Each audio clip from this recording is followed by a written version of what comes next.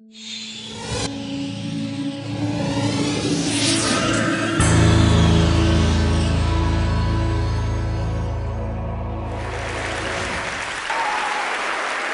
my goodness.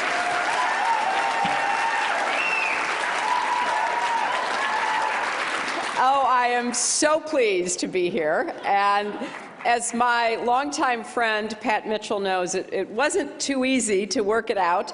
But I figured if TEDWomen is in D.C., I've got to be there and be part of this. I look out at this audience and I see lots of friends and so many people who have done already such an incredible amount to move forward an agenda for women and girls, not just here in our country, but around the world. Now, I know there was a little bit of controversy over whether there should be a TEDWomen conference or not. Because if there were a TEDWomen conference, what about a TEDmen conference? But I think the right decision was made, because there is still so much that we have to talk about, women and men together, about what we need to do to widen the circle of opportunity for women and girls, to give those of us who are lucky enough and blessed enough to have so many opportunities in our own lives to connect with, network with, contribute to that cause. Because we are already seeing the power of women and girls as agents of change. It's something that I believe in with all of my heart. And as I travel around the country now as Secretary of State with the great honor of representing the United States, I have made clear that the rights and the roles of women and girls will be a central tenet of American foreign policy, because where girls and women flourish, our values are also reflected. Before I go too much further in talking about what we are doing in the government and what I would like to challenge you to join us in doing, I want to acknowledge the passing of Elizabeth Edwards, someone whom I have the greatest respect and admiration for. She lived with a fierce intelligence, a passion, a sense of purpose. She was not only devoted to family and friends, but also to improving health care and finding a cure for cancer for once and for all. And she would have appreciated this event, where we are coming together to look for solutions. And I want to express what so many people feel about the loss of Elizabeth, and that is that we've lost a voice, and we've lost a very active blogger who was willing to put herself on the line time and time again. I see women like that everywhere I go. I just came back from Kyrgyzstan, where there's a woman president who's not only the first female head of state or government in post-Soviet Union Central Asia, but she is presiding over the first parliamentary democracy in the entire region. The courage it takes for her is something that I draw courage from. Or when I go to visit projects that women have carved out literally with their own hands in places like South Africa, I see in action that sense of resilience and commitment that can keep any of us, including me, going.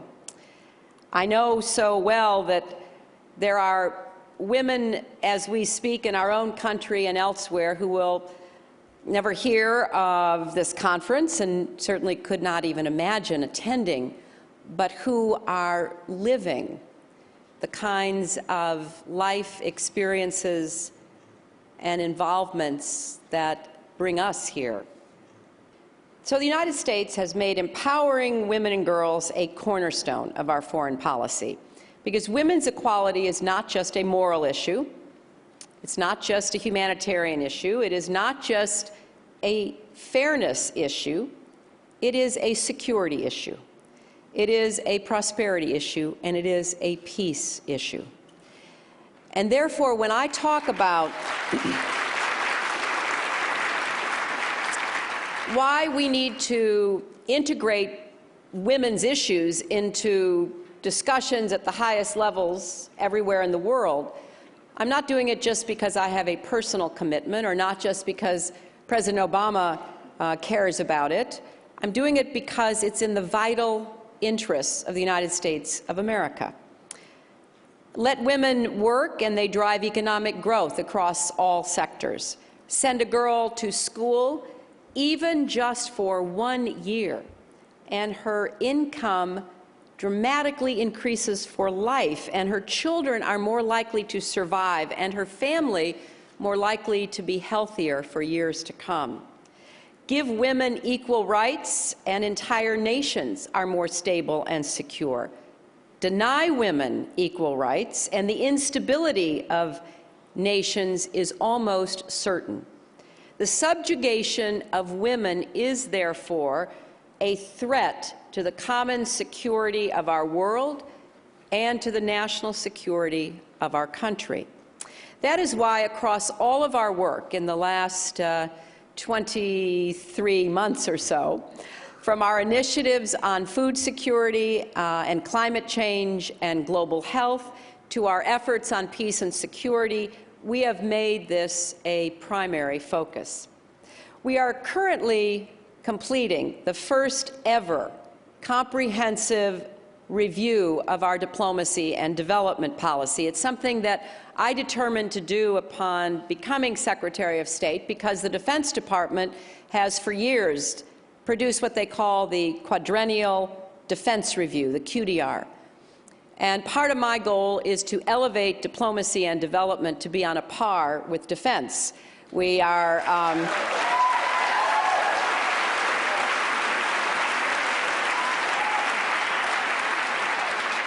making progress, but their budget is still about 12 times what ours happens to be. But we wanted to take a hard look at ourselves and say, okay, what do we have to do to improve diplomacy and development so that members of Congress, the public, activists, the press, everyone would say, we're moving toward that vision of a foreign policy and a national security approach that puts at parity these three key elements of our world view.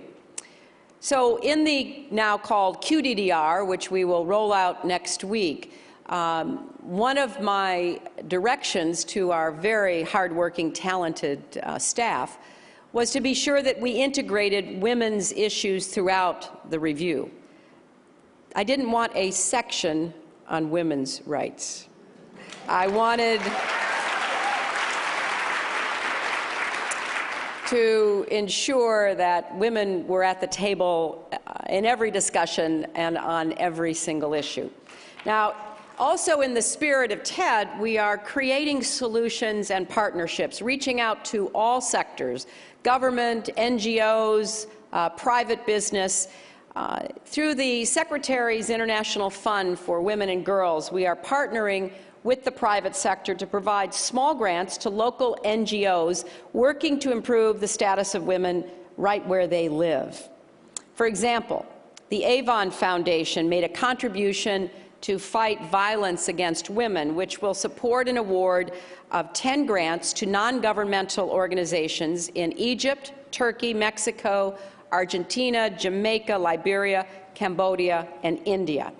And we are focusing on what can you do right in your community and your country to combat the crime of violence against women. We've had some experience with that in our own country because it wasn't so long ago that people were afraid to talk about domestic violence, where even the worst abuses were explained away or tried to be covered up. So we know the journey that is necessary to move from people saying, well, that's culture, that's who we are. I was in a country that shall remain nameless for the time being, where I had this conversation with the Prime Minister and the leadership, because there's a very high incident of violence against women. And the answer I got was an answer that I remember hearing many years ago when I was a young law professor working on these issues at the University of Arkansas Law School. And that was, my goodness, 1974? It's so long, I can't remember. And so I heard that, and I knew that, we have so much still to do. We have formed an alliance with the UK, Australia, and the Bill and Melinda Gates Foundation to improve maternal and child health. And key to maternal and child health is universal access to family planning, which we are now integrating into our health programs. We are developing innovative programs to address the particular needs of women in particularly difficult circumstances. For example, in the Democratic Republic of Congo, where violence against women and sexual-based violence in particular is rampant, we are developing a mobile justice initiative to help women collect evidence of the crimes committed against them, record and transmit their testimony, and help bring the perpetrators to justice. So before they have to show up somewhere and give testimony, they can record and transmit it on cell phones. So we begin to build an evidence base that can then be used to bring the perpetrators to accountability. And we want to do more to partner with all of you here in this room and online. With the support, for example, of the Rockefeller Foundation, we have launched the Innovation Award for the Empowerment of Women and Girls to encourage and reward creative approaches to empowering women politically, economically, and socially. We recently held a contest called Apps for, number 4, Africa, to reward local mobile developers in 4 African countries whose apps are helping to promote prosperity and stability. And one of the winners is a program called Mama Kiba, an app that helps low-income pregnant women to budget and prepay for prenatal care and the costs of delivery. We also recognize the important role that innovation can play in accelerating progress that has already begun. In addition to programs like Apps for Africa and Mobile Justice, we are supporting the TEDWomen initiative to close the global gender gap in cellular phone ownership and to use mobile technology as a development tool for the empowerment of women and girls. In January, the State Department will lead an all-women's technology delegation to Liberia and Sierra Leone. And we will be sending an impressive group of innovators and entrepreneurs to explore how technology can increase opportunities for women and girls in those 2 African countries. And I want to say a special word about the importance of girls. The low value that many families and societies place on girls makes possible many of the worst abuses they suffer. But even among girls who are spared the worst, too often it is a girl who is still the first to drop out of school, the last to be fed, the last to receive medical care. And in too many places, she is taught there are special limits to what is possible for her. So we need to persuade families and nations to value girls and to teach the girls themselves to understand their own value and their potential. And so we need to reach out to faith leaders and community leaders to change the perception and treatment of girls and to persuade men and boys to value their sisters and their daughters for their talents and their intrinsic worth. If we can convince societies to invest in girls, we will strengthen our efforts to fight poverty, drive development, and spread stability. There are more than 600 million girls in the developing world alone. More than 1/4 of the population of Asia, Latin America, the Caribbean, and sub-Saharan Africa are girls and women between the ages of 10 and 24. Now, people sometimes talk about the youth bulge of the Middle East and the developing world solely as a group of unemployed young men, and that is a problem. But we also need to figure out how to tap the potential of girls. At the President's Entrepreneurship Summit this last April, I announced a program called TEDWomen to match women in Muslim-majority countries with women working in tech countries here at home. Across the globe, we have an opportunity to build these networks and to empower these women who are already taking the steps to be entrepreneurs and business leaders in their own societies. I love this story about a teenage girl and a cow, which drives home the challenge but also the opportunity that we face today. This teenage girl's father expected to force her into an early marriage, but she had been to school, and she received a cow, perhaps through the Heifer Project, designed to encourage her to stay in school. When her father demanded that she drop out of school and get married, she said no. When he insisted, she insisted right back. And finally, she pulled out her trump card.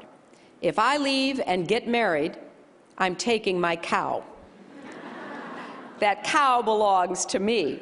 So guess what? She stayed in school.